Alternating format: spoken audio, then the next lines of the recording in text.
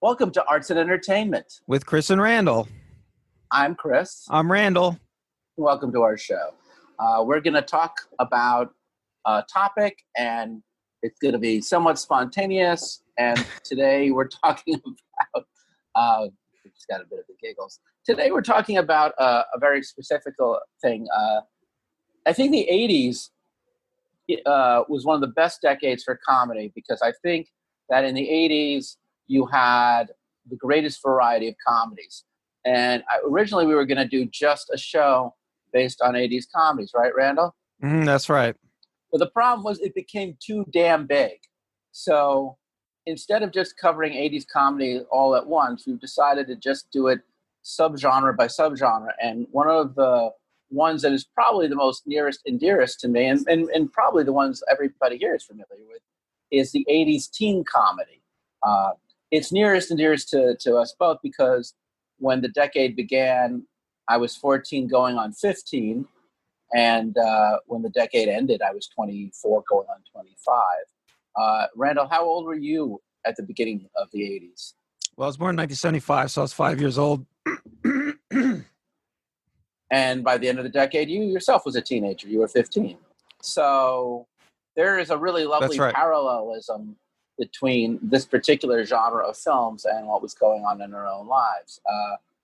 Also, there'd always been in cinema, there'd always been films about teens, but it was never like a lot of them. Often they were like about rock and roll, or they were about melodramas, about doing drugs or something. They weren't a genre unto themselves. They were, at best, you'd see them often in horror movies, but it wasn't a very serious genre. You could have a lot of, they're like, by the end of the 70s, you definitely had films about youth, but they were all one-offs, whether it was like The Bad News Bears, it was really about preteens, or Breaking Away, which is a great film, but it's certainly more about teens who had just got out of high school. Meatballs is a pretty good precursor film. It was about campers. You had mentioned Rock and Roll High School. Yeah, that's right. Rock and Roll High School. It was a silly B movie that was made for a low budget, but I feel is very influential on the films of this period. So again, so you're having so just before you get into the decade, you really have some really interesting films, some edgy films, some dark films. But there's no consistency. It's not yet a genre. Whereas once the decade is over, it will be a genre unto itself. May I add something, Chris? Go for it, yeah. So I think one thing that's unique about this era is you have a lot of you have the rise of shopping malls. Shopping malls are very popular, and so you had a lot of teens going to the mall and hanging out with their friends and seeing movies by themselves. There are a lot of stuff like that. Malls. And so I think a lot of these movies are made to capture that audience. Before we get into to start this discussion, I just want to let you guys know the movies that we picked aren't every movie from the 80s. They're not even every teen movie from the 80s. We picked movies that we both thought were really good, films that we saw. Sometimes we didn't even see these films in the 1980s, but later in life. Certainly, in almost all of these films, there are going to be things that are no longer funny about them. But the belief is that we all thought these are films that are good. They left an impact with us. And when you look at these movies in a whole, you can kind of see an arc or a progression of the decade. And I think, in a sense, because of the 10-year difference between the two of us, I think we're both looking at it from the same perspective, which is, are these films about what it's like to be a teen? Are these films about what you wish life was like as a teen? For me, I'm a teenager as this is beginning, and you're going to become a teen as this picks up. So I think the very first film I ever saw that was a quote-unquote teen movie of this genre was in 1980, and that was a film called My Bodyguard, which starred Chris Makepeace. It took place in Chicago. He was this rich high school kid who gets bullied by Matt Dillon, who plays the bully. And he hires this other kid, this thuggy kid, played by Adam Baldwin. If you're fans of Firefly, you might recognize the actor. It's a very sweet film. Ruth Gordon is in it, Ed Begley Jr. it is I was roughly around the same age as that kid, and I had been picked on when I was younger, so I could very much relate to what it was like to live in a city. I could relate what it was like to have bullies. I never hired anyone to protect me, so maybe that's more of the wish fulfillment. It's a very good film. All the actors in it do a great job. Chris Makepeace was a really talented teen actor. He did a number of great films in the late 70s and early 80s. I have no idea whatever happened to him. But there isn't much romance. There isn't many adults in it. It is really about what it's like to just live in high school and have to deal with popularity and threats and violence. And the two kids, the bully and played by Adam Baldwin, and the rich kid played by Chris Makepeace, there's a real interesting class difference between the two of them and their understanding of it. It's a very a lot of things that are going to pop up throughout the decade you can really find in that film. Have you ever seen the movie, Randall? No, I haven't seen it, but it's interesting you talk about the class difference. There's a lot of class difference in these films, a lot of analysis of class difference. And they're going to definitely be something that we're going to be paying a lot of attention to, as well as, for some weird reason, Chicago pops up a lot. A movie that also came out in the early 80s that you are a big fan of was Zapped. Well, 1982. Tell me about that. Well, I was a kid when it came out. I didn't really see when it came out, but it came out on TV eventually. And, it was kind of infamous at the time because it's one of the dumbest sex comedies ever made. And the TV version. What's the premise of the movie? I'll get to it. So the premise of the movie, the reason it's so dumb, it's just about a guy that I think it's a high school kid. He develops telekinetic powers to remove women's clothing, so he can. I think, if I remember it right, it stars Scott Baio. Yeah, Scott Baio, famously right-wing Scott Baio. He's a star of the movie, and yeah, it's just Chachi from Happy Days. Yes, and it's just a dumb sex. Yeah, it's almost like ironic that he made this movie because he was a child star on the show Happy Days. Which, Happy Days, Grease, those kind of projects were forerunners to these kind of movies. But so in Happy Days, he's a sex symbol, both on screen and off screen.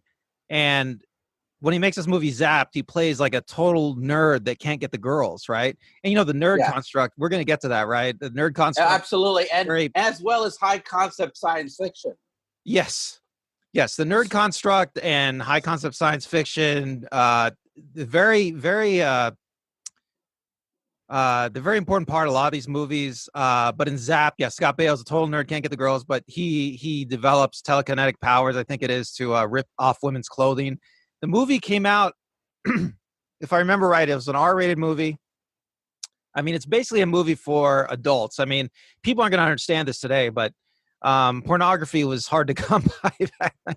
So a lot of people would go to the movies there would be nudity in movies. I mean, now almost every movies. Yeah. Almost every movie back then would have like the nude scene, right? Quote unquote, right? Like there was nudity in comedy back then because comedy you hit on something, which is if they made movies for teens, and my Bodyguard is a much softer comedy, but I mean, the movie that really defines the sex comedy for teens in that year would have been Zapped is 1982, but Zapped is even, I think, released to cash in on the success of Porky's, which comes out in 1981 and is a teen raunch sex comedy with, I would argue, its feet firmly in the 70s. It's definitely Meatball. Right. I didn't see it when it came out because I love the movie Meatballs, which also starred Chris Makepeace as the sensitive kid that Bill Murray befriends. And it's a great film, and it almost would have made this movie, but it's more rooted in the 70s. But Porky's, too. Porky's is also about sex, comedy, titillation. I think both those movies... I have no memory of the movie. I think I must have seen it eventually after everybody I know. So is it? Yeah, I if you were expecting we were going to spend a large amount of time talking about summer camp teen comedies from the 80s, a very notable part of the subgenre, we're just going to let you down. We're just going to let you down because it's a pretty crappy movie in my opinion, and it's a movie that doesn't hold up. Well, I wish I'd done more research into this, but I feel like movies like Porky's and Zapped, even Rock and Roll High School, I feel like those are movies made for adults. I mean, Porky's and Zapped are both rated R. They have nudity. They're raunchy. I don't think they're made for teens, but maybe teens flock to those movies to see them, and then Hollywood got the idea, and that's how as this whole genre really took off. You don't have, if you want to ask a teen from the 80s, I'll tell you. Yeah, did you see them in the theater or what? Well, these movies, yeah. I grew up in New York City, so everyone's different, but access to R-rated films were very easy in my time. And like a movie that's not on this list, but I think it really kind of codifies it, is the most popular teen movie of the early 1980s that wasn't Porky's, that's can't really be on here because it's not a comedy, it's not a happy drama, was Fame, which came out in 1980. Very big movie. Everybody I knew, we all went to see. It's also the only movie on this list that takes place in New York City. But it deals with suicide, pornography, homosexuality. There's a lot of big, juicy topics in Fame, handled really well. It's a really great film. Well, let me ask you, it does not belong on this list, but my point is, it set up a level of maturity in dealing with these issues that in the next set of films, I think are better examples. Meaning, I think the next bunch of films were greenlit because Porky's was so damn successful, but I felt like they had the intelligence of movies like Fame. They had, I feel, the sensitivity of a movie like My Bodyguard, which is, and I saw every one of these films in the theater when they came out, except for one, which I watched like 2 years later on VHS. So I just want to chime in with my experience too about R-rated movies. Yeah, I remember that too. I mean, I think it got different later on down the line. The PG-13 rating came out and all that. In what year is PG-13? I think it came out with Temple of Doom, I think in 82 or 83. So right around maybe 84. But I think that's 84. But let me just say, like, the whole enforcing the R-rated movies, not letting teenagers in R-rated movies, like, I don't think a lot of movie theaters gave a crap about that. But it really depended. In 1981, I was working in a summer camp in Hinsdale, Massachusetts. I wanted to see Arthur, and I couldn't get in because I was under 17, and they had a strict policy. But if you were an adult, a month later, when I was back in Manhattan, I went back and saw that movie with my friends who were campers, and there was no problem. So certainly, I would argue the R-rated film as a restriction, it just really depended where you lived.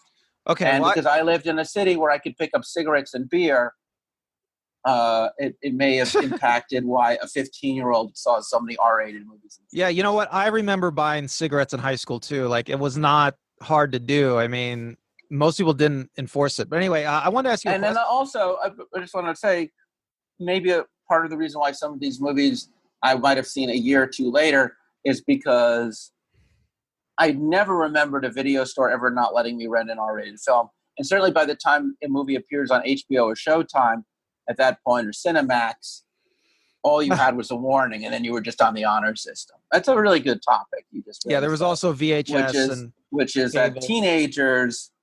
Let me just sequence into this. Well, I want to ask you a question about Fame, because I haven't seen it, but okay. The characters in Fame, were they kids like who grew up in the city, or were they mostly? Or they were kids who went to music and art in the city. They were New York City kids. So it was a very urban movie. Performing art, yeah.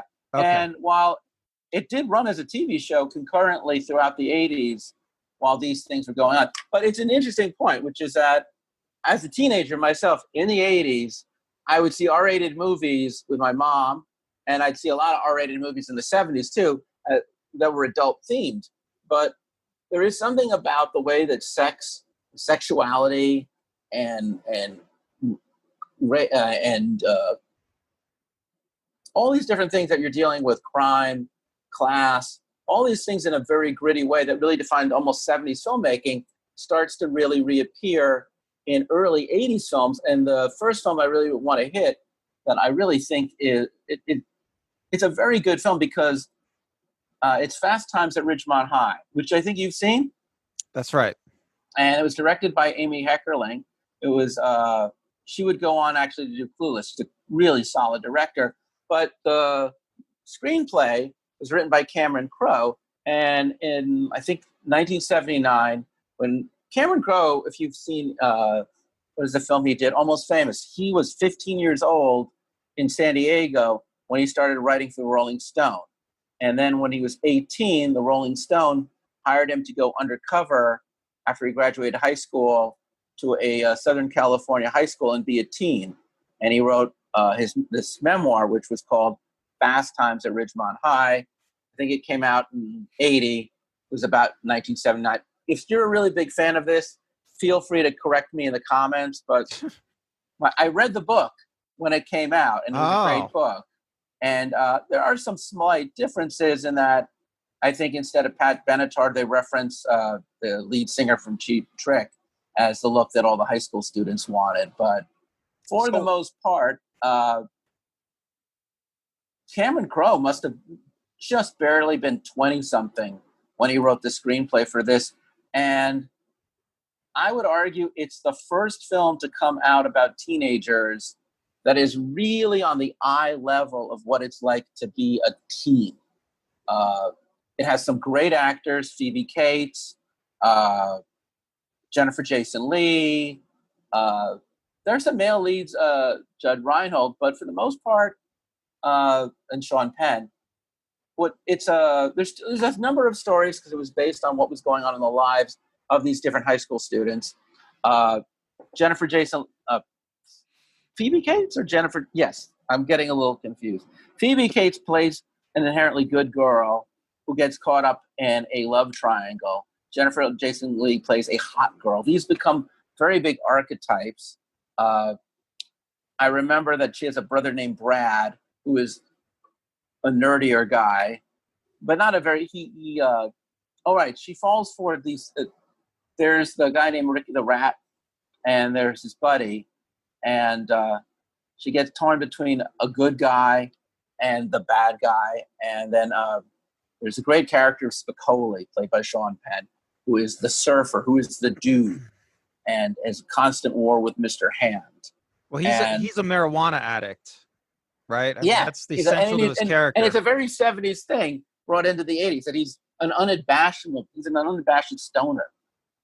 And which was very common. I mean, kids today might not understand this, but I've heard stories about the 70s where kids would just go to high school and be high all day long, every day. And in the 80s as well. Yeah, that I don't think kids have. That's not part of my experience at school, but I don't know if I'm not going to talk about it, but I'm just saying that definitely from the 60s until yesterday, kids have been getting high in high school. But it's a good film. It's Fast Times at Ridgemont High is like almost like American Graffiti in that there's a whole bunch of different characters having a whole bunch of different stories. It's an ensemble film. Every 5 years I watch it again. I know some people who truly hate that film and find it too dark and too disturbing, but what do they find disturbing about it? I think it is. It's not it's a funny movie, but it really does have it as abortions.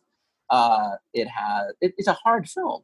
And then a film that if you like Fast Times at Ridgemont High, you also probably saw Valley Girl, which starred Deborah Foreman. I have no idea what happened to her. Directed by Martha Coolidge, who would go on to do Rambling Rose and win an Academy Award.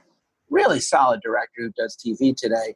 And introducing a young guy named Nicolas Cage. I have no idea whatever happened to him. And the premise of Valley Girl is a weird movie because in that period of time, I think it was like 81, Moon Unit Zappa put out a song called Valley Girl, which is a very funny song about what it's like to be a teen in the San Fernando Valley. And I'm sure, much like Fast Times probably was greenlit to cash in on the success of Porky's. Valley Girl, the movie, was written in to cash in on the success of a song that became a big... Valley Girl, the song became so popular that words like For Sure and Grody to the Max became popular buzzwords in high school. They had put it on T-shirts. They even had like books out on how to speak like a Valley Girl. It was they coined the term Valley Girl, probably. Right. And could I just say a couple things? Absolutely. Yeah. So Fast Times at Ridgemont High. I just want to say quickly, it's probably like the quintessential like teen comedy of this era. Like if you're gonna watch one of these movies, I mean, critics cite it constantly. I think it's a seminal work, but there's other films on this list. Well, yeah, I mean, just in terms of like quality, you mean? But okay, well, I mean, Valley. It's part of the. But you saw Valley Girl, right? Yeah. So about Valley Girl, Valley Girl is really interesting because it's really concerned about the urban-suburban divide. That there's all these movies are like all these movies from the privileged valley. Right. I don't remember where it's a romance. Valley Girls falls in love with a guy from Hollywood. Valley Girls are a working class guy. Valley Girls a romance, and like all great romances, there has to be something that keeps the protagonists apart. And what is it that keeps them apart? Well, one guy is from the urban area, and the girl is from the suburban area. And you have to understand about Los Angeles. Okay, the reason this contrast is stark in Los Angeles because the valley that they call it in Los Angeles is actually protected from Hollywood and the rest of the urban area of Los Angeles by a literal mountain range. And there's houses, there's some houses in the mountains, but yeah, there's literally a mountain range between the urban suburban divide in Los Angeles. So it's quite a stark contrast. And when you watch the movie, they highlight it.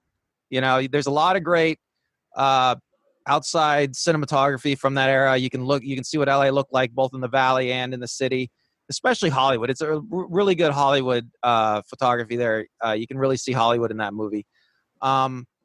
But yeah, I mean, a lot of these movies, almost all these movies, like have that as an element. Wouldn't you say, Chris? I mean, some of them are. Yeah, some of them take place entirely in the suburbs, but. Well, I think you're picking up this theme that becomes popular, which is the city is a place of sex and danger, and it's interesting. Well, we're pretty much segueing right into Risky Business, which takes place actually in the middle of America in the Tony suburbs of Chicago. I can't remember if it's Evanston or if it's. My friends from the Midwest, of course, are probably watching this, shouting exactly what town and what suburb of Chicago it takes place. I'm sorry. I'm an old man. I forget. But in it, Tom Cruise plays a high school senior in a very upscale suburb who he and his buddies are planning to get into good colleges. They're worried about what schools. He's a virgin. Again, we're going back to sex. And he ends up hiring out a call girl played by Rebecca De Mornay. I do believe that actually all the call girls and all of that, they're all from Chicago. They're all from the city. He has to go to the city. He has to go from his Tony rich mostly white suburb to the city to get a call girl, right? I mean, that's what all the call girls are, right? Well, they call them. He doesn't drive anywhere yet in the story. They show up late at night because his parents are away, and he's expecting to do an interview with Princeton, an alumni interview. Joel, that's his name. Let me just say about go ahead. Plot for those people who haven't watched it first, but definitely. And anyway, go ahead. Hilarity ensues. I was just gonna say, if you think Rebecca De Mornay is attractive at all, this is your movie. Oh, she's gorgeous in this movie. She is gorgeous. There's some nudity from her. I mean, it's great. There's a sex. Yeah, but no, that's true. I was just gonna say instead of dealing with LA from this point forward, really what we're dealing with is the city of Chicago, and the city of Chicago becomes the stand-in for every American city, pretty much for the rest of the decade. So this is the beginning of the dichotomy of suburban life, upper middle class living, and the dangers of adulthood and what lurks in the city as some sort of delicious fun. It's written by Paul Schrader, who won the Academy Award for writing Taxi Driver. I think as a script, it's one of the tightest scripts ever. Joe Pantoliano plays the antagonist, Guido the Killer Pimp. It's, I think, the first time I ever saw Joe Pantoliano in a film. It's definitely the first time I saw Tom Cruise in a film. I know he was in Taps, but I don't remember him in Taps. And I think it's also directed by Paul Schrader. I might be wrong, but it's a solid film because every scene just pushes it forward. I can't remember the name of the actor who plays his best friend in it, but he'd go on to do Moonlighting. Very funny guy. There's a lot of great lines. But yeah, part of it really does more than it really hits what it's like to be a kid from privilege. You know, what it's like to have the expectations to do as well as your parents. All his parents want him to do is to get into Princeton. And, you know, Joe, I think we're going to have spoilers on this. So hopefully you've seen the movie. If you haven't, then here comes a big plot point, which is that he learns how to make money running a brothel. And very dark. That's a very 80s. That's a very 80s motif. Even in the grown-up comedies, one of the things that you see a lot of, especially moving into the mid 80s, is comedies about weird ways to make a lot of money. Because I think as we're getting away from the 70s, where money making is somehow bad, and the hippie lifestyle is better, one of the things that you really start seeing in 80s films is all the perverse ways one can become wealthy. There's definitely a complete abandonment of any kind of hippie ideology, I feel, except for maybe free drug use and sex. Right.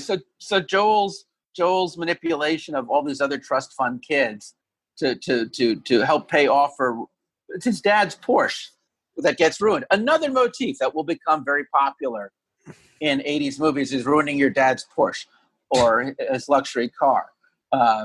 I'm sure there's a Freudian reason behind that. Well, outside of New York, the car you drive is like a major status symbol. It's very important, right? So yeah, and it is weird because I did see that movie, and Risky Business is a really, I mean, Fast Times and Valley Girl they're good movies, but L.A., I guess, at this point was a fantasy place.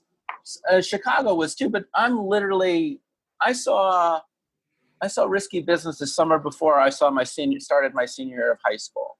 So Joel and I are roughly the same age, and I'm watching this movie worrying about what college I'm going to get into. Certainly I didn't get into Princeton. Actually, I ended up going to college in the Midwest, not too far from where Risky Business takes place in Wisconsin, as opposed to Chicago. But it is absolutely where my mind was at watching that movie, where I was in my relationships with girls, where I was in my own level of maturity, where I was in my need to be a good, I came from a nice upper middle class family. My dad had gone to an Ivy League college. So on some level, and Joel was a real high achiever, on some level, I could totally key into Joel. And I really felt like Tom, especially his Wayfarers. I went out and bought a pair of black Wayfarers just like him. I got the Tom Cruise haircut just like him. It was the beginning of what will one day be another episode called My Long Adoration of Tom Cruise as a spokesman for men of my generation. And that was certainly for many of us our introductions to Tom Cruise. He's not a nerd per se. He's not a wise ass per se. He's really not playing any particular archetype. He's just, in that film, he's just a really average kid who's got extraordinary pressures, who's just trying to work his way through it. It's such a grounded performance. It's all about his anxiety of going to college, right? Yeah, I mean, and it's so keyed in. I mean, I remember watching that movie, laughing and also clutching my fists at the same time. And of course, there is obviously the way that you look at women when you're a teen boy and a woman versus a girl. It's certainly one of my favorite films from that decade, and it resonates with me on a lot of levels. A film I do want to mention before we get out of this particular thing that you may not have seen that also kind of deals with sexuality in the suburbs is a movie called The Last American Virgin. And I honestly don't remember where in the world it takes place outside of the United States in the suburban area, but that's a much darker version of all of the films that we've just talked about. It's about a nerdy kid and his buddies. With the exception, I think, of Steve Anton, no one in this film ever had a career after this film, not even the director.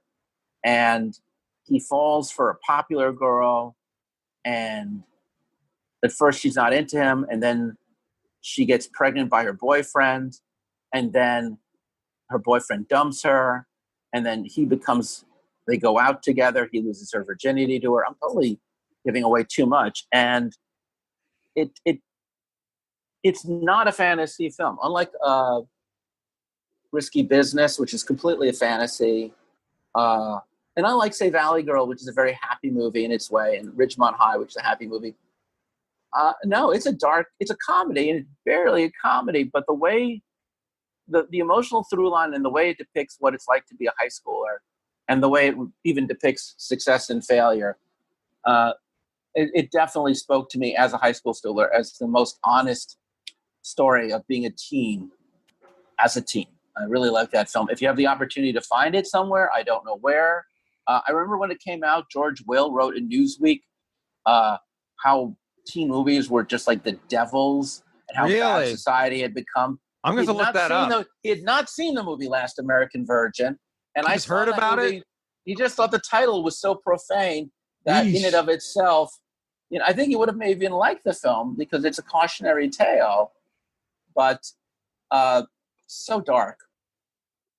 Well, it's hilarious how so many movies they seem to present themselves as having a strong point of view, and then when you watch the movie, they move to the middle, and you see that even today, ideologically speaking. When I say it's a cautionary tale, I don't mean that it's a mainstream film. It just means that it's not Porky's. It's not a lighthearted comedy. Well, it's a low budget movie, right? It's not a major release, right? I mean, and all of these films that we've mentioned up to this point are low budget movies because in the early 80s, people were not investing a lot of money in comedies for teens.